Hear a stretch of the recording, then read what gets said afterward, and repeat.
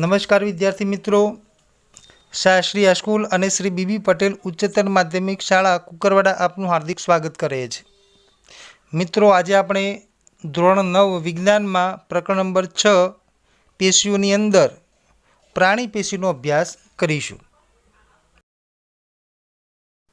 मित्रों, सौथी पहला आपणे प्राणी पेशीओना प्रकारो जाणीए तो प्राणी पेशीओना मुख्य 4 प्रकारो छे। एक अधिच्छदीय पेशी, 2 संयोजक पेशी, 3 स्नायु पेशी और 4 चेतापेशी। मित्रों, सौथी पहला आपणे अधिच्छदीय पेशीनी बात करिए तो प्राणी शरीर ने ढांकती के बाह्य आवरण स्वरूपे रक्षण आपती पेशी ने अधिच्छद पेशी तरीके ओळखवामां आवे छे। ते शरीरनी अंदर रहेला मोटा भागना अंगो अने तेमना पोलाणोने ढांके छे। हवे आपणे अधिच्छद पेशीना सामान्य लक्षणो जोईशुं। तो अधिच्छद पेशीना कोषो एकबीजा साथे चुस्त रीते जोडाईने आच्छादित आवरणनुं निर्माण करे छे। कोषो वच्चे सीमेंट द्रव्य खूब ज ओછી માત્રામાં હોય છે। મોટે ભાગે કોષો વચ્ચે આંતરકોષીય અવકાશનો અભાવ હોય છે। મિત્રો, હવે આપણે અધિચ્છદ પેશીનું સ્થાન જોઈએ તો ત્વચા એટલે કે ચામડી, મોંનું અસ્તર, અન્નનળી, રુધિર વાહિનીનું અસ્તર, ફેફસાના વાયુકોષ્ઠો, मूत्रपिंड नलिका वगैरे अधिच्छद पेशीना बनेला छे। हवे अधिच्छद पेशीनुं कार्य जोईए। अधिच्छद पेशी विविध शारीरिक तंत्रोने एकबीजाथी अलग करवा अवरोधनुं निर्माण करती होवाथी जे पदार्थ शरीर में प्रवेशे के बहार निकळे ते अधिच्छदना स्तरमांथी पसार थाय छे।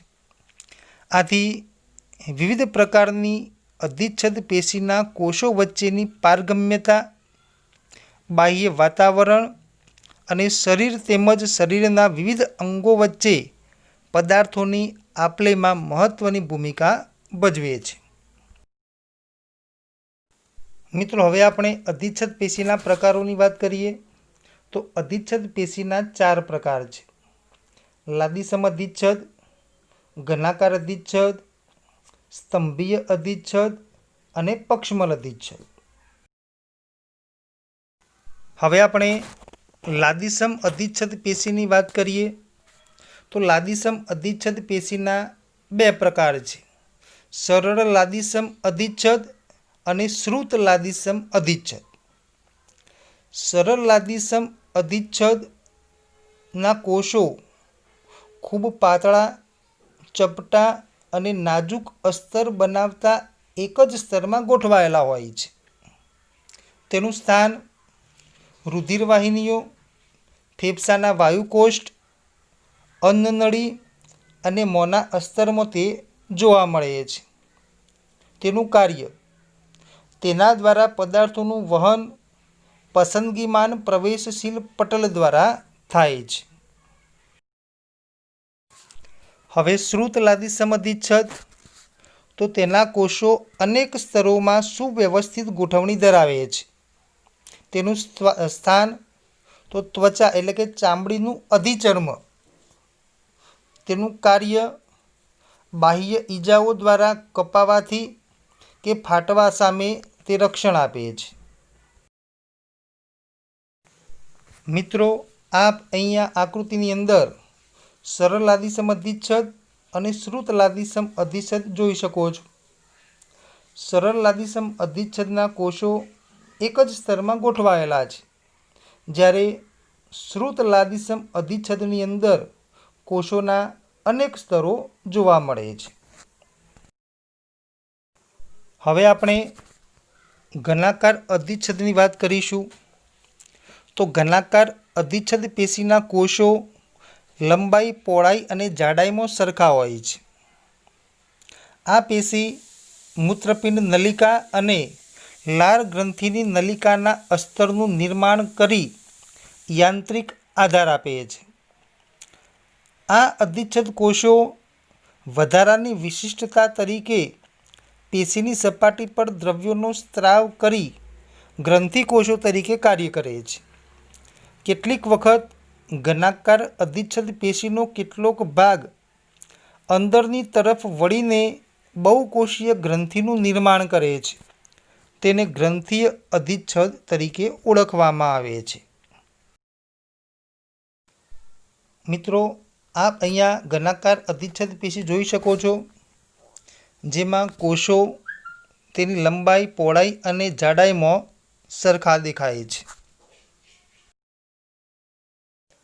હવે આપણે સ્તંભીય અધિચ્છદ એટલે કે સ્તંભાકાર અધિચ્છદની વાત કરીએ તો સ્તંભીય અધિચ્છદ પેશીના કોષો લાંબા અધિચ્છદીય કોષો છે. તેમની લંબાઈ વધારે અને પહોળાઈ ઘણી ઓછી હોય છે. આ પેશી આંતરડાનું અંદરનું સ્તર બનાવે છે અને અભિશોષણ તેમજ સ્ત્રાવ ક્રિયામાં મદદરૂપ છે. પક્ષમલ અધિચ્છદ પેશી તો પક્ષમલ અધિચ્છદ પેશી એ રૂપાંતરિત સ્તંભાકાર અધિચ્છદ પેશી છે. સ્તંભાકાર અધિચ્છદ પેશીના કોષોની મુક્ત સપાટી પર વાળ જેવી રચનાઓ સ્વરૂપે પક્ષમો આવેલા છે. શ્વાસ નળીમાં પક્ષમલ અધિચ્છદના પક્ષમોની ગતિ શ્લેષ્મને બહારથી સ્થાનાંતરિત કરી તે પ્રદેશને સ્વચ્છ કરવામાં મદદરૂપ થાય છે. મિત્રો, આપ અહીંયા સ્તંભીય અધિચ્છદ અને પક્ષમલ અધિચ્છદ જોઈ શકો છો. સ્તંભીય અધિચ્છદના કોષો વધારે લાંબા હોય છે, જ્યારે આ સ્તંભીય અધિચ્છદના કોષોની બાહ્ય સપાટી ઉપર પક્ષમો જોવા મળે તો તે સ્તંભીય અધિચ્છદને પક્ષમલ અધિચ્છદ તરીકે ઓળખવામાં આવે છે. મિત્રો, હવે આપણે સંયોજક પેશીની વાત કરીશું. તો બે પેશીઓ કે અંગો વચ્ચે પૂરણ કરતી કે જોડાણ સાધતી અને આધાર આપતી પ્રાણી પેશીને સંયોજક પેશી કહે છે. આ પેશીના કોષો એકબીજા સાથે ઓછા જોડાયેલા અને તેમની વચ્ચે આવેલા વધારે પ્રમાણમાં આંતરકોષીય આધાર દ્રવ્યમાં ગોઠવાયેલા હોય છે. આંતરકોષીય આધારક દ્રવ્ય જેલી જેવું પ્રવાહી, ઘનતા ધરાવતું કે બરડ હોય છે. આંતરકોષીય આધારક દ્રવ્યની લાક્ષણિકતા સંયોજક પેશીના કાર્ય અનુરૂપ પરિવર્તનશીલ રહે છે. હવે આપણે સંયોજક પેશીના પ્રકારો જોઈએ તો નંબર 1 રુધિર, નંબર 2 અસ્થિ, નંબર 3 કાસ્થિ, નંબર 4 અસ્થિબંધ, નંબર 5 સ્નાયુબંધ, નંબર 6 તંતુઘટક પેશી અને નંબર 7 મેદપૂર્ણ પેશી. આ સંયોજક પેશીના પ્રકારો છે. મિત્રો, સૌથી પહેલાં આપણે રુધિરની વાત કરીશું. તો રુધિર પ્રવાહી સ્વરૂપની સંયોજક પેશી છે. રુધિરના બંધારણમાં રુધિર રસ અને રુધિર કોષો આવેલા હોય છે. રુધિર રસ પ્રવાહી આંતરકોષીય આધારક દ્રવ્ય છે. તેમાં પ્રોટીન, મીઠું એટલે કે NaCl અને અંતઃસ્રાવો આવેલા હોય છે. જ્યારે રુધિર કોષોમાં લાલ રુધિર કોષો, વિવિધ પ્રકારના શ્વેત રુધિર કોષો અને ત્રાકકણ તરીકે રુધિર રસમાં નિલંબિત હોય છે. હવે રુધિરનું કાર્ય જોઈએ તો ઓક્સિજન અને કાર્બન ડાયોક્સાઇડ શ્વસન વાયુઓ, શરીરમાં પચેલા ખોરાક, અંતઃસ્રાવો અને ઉત્સર્ગ પદાર્થોને શરીરના એક ભાગથી બીજા ભાગમાં વહન કરે છે. મિત્રો, આપ અહીંયા આકૃતિની અંદર વિવિધ પ્રકારના રુધિર કોષો જોઈ શકો છો, જેમાં લાલ રુધિર કણિકાઓ, ત્રાકકણ, એક કેન્દ્રીય કણ, અલ્મરાગી શ્વેત કણ, લસિકા કણ, તટસ્થ કણ અને અલ્કરાગી શ્વેત કણ જોવા મળે છે. નંબર 2, અસ્થિ. શરીરના હાડપિંજરનું નિર્માણ કરી શરીરને આકાર આપતી સંયોજક પેશી છે. કેલ્શિયમ તથા ફોસ્ફેટના બનેલા આંતરકોષીય આધારક દ્રવ્યમાં અસ્થિકોષો ગોઠવાયેલા હોય છે. આથી આ પેશી કઠણ અને મજબૂત હોય છે. આ પેશીનું કાર્ય તો તે શરીરના મુખ્ય અંગોને આધાર આપે છે તેમજ સ્નાયુ પેશીને જોડાણ આપે છે. મિત્રો, આપ અહીંયા અસ્થિ પેશીની આકૃતિ જોઈ શકો છો.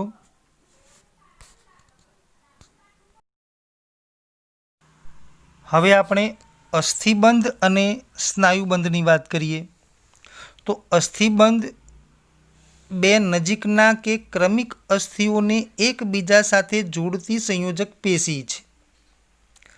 આ પેશી ખૂબ જ સ્થિતિસ્થાપક અને મજબૂત હોય છે.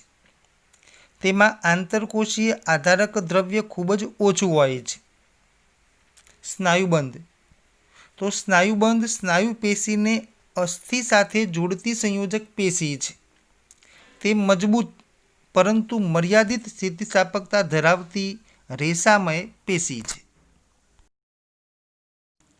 હવે આપણે કાસ્થિની વાત કરીએ તો કાસ્થિ પેશીની રચનામાં પ્રોટીન અને શર્કરાના બનેલા આંતરકોષીય આધારક દ્રવ્યમાં કાસ્થિ કોષો છૂટાછવાયા ગોઠવાયેલા હોય છે. કાસ્થિ નાક, કાન, ગળામાં અને શ્વાસનળીમાં આવેલી હોય છે. તે જે તે ભાગને સ્થિતિસ્થાપકતા આપે છે. તેથી આપણા કાનનો બાહ્ય ભાગ, જેને આપણે કર્ણપલ્લવ તરીકે ઓળખીએ છીએ, તેને વાળી શકીએ છીએ. કાચવત કાસ્થિ એક પ્રકારની કાસ્થિ કંકાલ પેશી છે. કાસ્થિ પેશી સાંધાના ભાગે અસ્થિઓની સપાટીને લીસી બનાવે છે. મિત્રો, આપ અહીંયા કાચવત કાસ્થિ પેશીની આકૃતિ જોઈ શકો છો, જેમાં કાસ્થિ કોષો કાચવત કાસ્થિ આધારક દ્રવ્યમાં છૂટાછવાયેલા ગોઠવાયેલા છે. મિત્રો, હવે આપણે તંતુઘટક પેશીની વાત કરીશું. તો સૌથી પહેલાં તેનું સ્થાન જોઈએ તો ત્વચા અને સ્નાયુ પેશીની વચ્ચે, રુધિરવાહિનીઓ અને ચેતાઓની ફરતે તેમજ અસ્થિમજ્જામાં આવેલી છે. તેની રચના આંતરકોષીય આધારકમાં જાલાકાર અને કોલોજન તંતુઓ આવેલા છે. આધારકમાં કોષીય ઘટકો તરીકે તંતુકોષ, બૃહદકોષ અને માસ્ટકોષ જોવા મળે છે. તેનું કાર્ય તે અંગોની અંદરની ખાલી જગ્યાને ભરે છે, આંતરિક અંગોને આધાર આપે છે અને પેશીઓના સમારકામમાં મદદરૂપ થાય છે. મિત્રો, આપ અહીંયા તંતુઘટક પેશી જોઈ શકો છો, જેમાં તંતુકોષ, બૃહદભક્ષક કોષ, માસ્ટકોષ, જાલાકાર તંતુઓ, કોલાજન તંતુઓ અને કોષરસીય કોષ આપણને દેખાય છે. હવે મેદપૂર્ણ પેશીની વાત કરીએ તો આ પેશી ત્વચાની નીચે આંતરિક અંગોની વચ્ચે જોવા મળે છે. આ પેશી ચરબી એટલે કે મેદનો સંગ્રહ કરતી પેશી છે, કારણ કે પેશીના કોષો ચરબીના ગોળકોથી ભરેલા છે.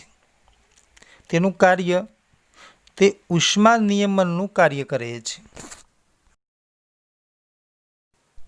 મિત્રો, આપ અહીંયા મેદપૂર્ણ પેશીની આકૃતિ જોઈ શકો છો, જેમાં મેદકોષ કે જે ચરબીથી ભરેલા છે તે આપણને સ્પષ્ટ દેખાય છે. મિત્રો, હવે આપણે સ્નાયુ પેશીની વાત કરીશું. તો સ્નાયુ લાંબા કોષોની બનેલી છે, જેને સ્નાયુ તંતુ તરીકે ઓળખવામાં આવે છે.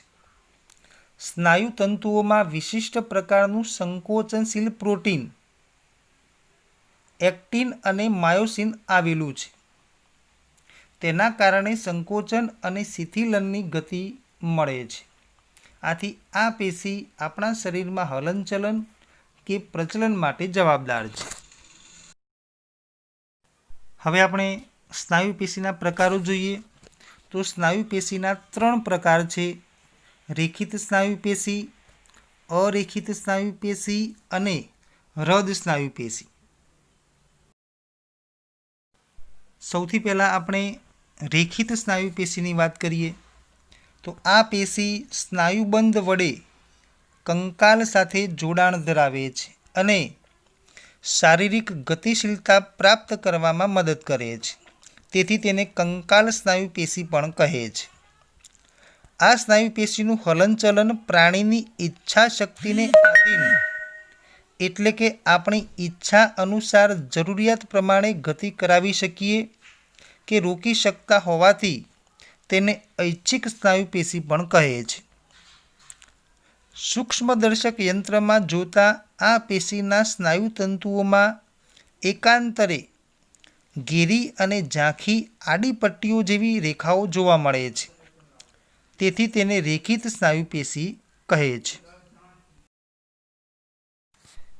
રેખિત સ્નાયુ પેશીનું સ્થાન જોઈએ તો તે ઉપાંગો, શરીર દિવાલ, જીભ, કંઠનળીમાં જોવા મળે છે. સ્નાયુ તંતુ તો આ પેશીના તંતુઓ લાંબા, નળાકાર, અશાખિત અને બહુકોષ કેન્દ્રીય હોય છે. મિત્રો, અહીં આપ રેખીય સ્નાયુ પેશીની આકૃતિ જોઈ શકો છો, જેમાં રેખીય પટ્ટાઓ અને કોષ કેન્દ્ર આપણને દેખાય છે. હવે આપણે અરેખિત સ્નાયુ પેશીની વાત કરીએ તો સૌથી પહેલાં તેનું સ્થાન આંખની કીકી, મૂત્રવાહિની, ફેફસાની શ્વાસવાહિનીઓમાં, અન્નનળી અને રુધિર વાહિનીની દિવાલમાં તે જોવા મળે છે. તેના લક્ષણો: પેશીની સંરચના બીજા સ્નાયુ કરતાં સરળ હોવાથી તેને સરળ સ્નાયુ પેશી કહે છે. અરેખિત સ્નાયુ તંતુઓ ત્રાકાકાર, એકકોષી, ચપટા, છેડેથી સાંકડા અને મધ્યમાં પહોળા હોય છે. સ્નાયુ તંતુઓ એક કોષ કેન્દ્રીય હોય છે. તેમાં આછા અને ઘેરા રંગના આડા પટ્ટાઓ ન હોવાથી તેને અરેખિત સ્નાયુ પેશી કહે છે. અન્નનળીમાં ખોરાકનું વહન કે રુધિર વાહિનીઓમાં રુધિર પ્રવાહ અનૈચ્છિક ગતિવિધિ છે. તે આપણી ઈચ્છાનુસાર પ્રારંભ કે બંધ થતી નથી. અરેખિત આવી ગતિ કે વહનશીલતાનું નિયંત્રણ કરે છે. તેથી તેને અનૈચ્છિક સ્નાયુ પેશી પણ કહે છે.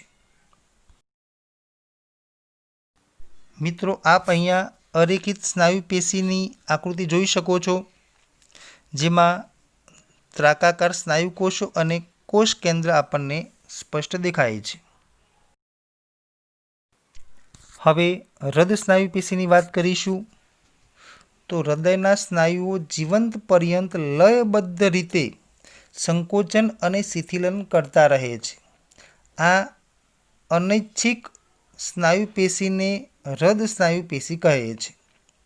હૃદ સ્નાયુ તંતુઓ નળાકાર, શાખિત અને એક કોષ કેન્દ્રીય હોય છે. મિત્રો, આપ અહીંયા હૃદ સ્નાયુ પેશીની આકૃતિ જોઈ શકો છો, જેમાં અધિબિંબ, કોષ કેન્દ્ર, સેતુ અને રેખીય પટ્ટાઓ જોવા મળે છે. મિત્રો, હવે આપણે ચેતાપેશીની વાત કરીએ તો સૌથી પહેલાં તેનું સ્થાન મગજ એટલે કે મસ્તિષ્ક, કરોડરજ્જુ અને ચેતાઓમાં તે જોવા મળે છે. ચેતાપેશીના કોષો તો ચેતાપેશીના રચનાત્મક અને ક્રિયાત્મક એકમને ચેતાકોષ તરીકે ઓળખવામાં આવે છે.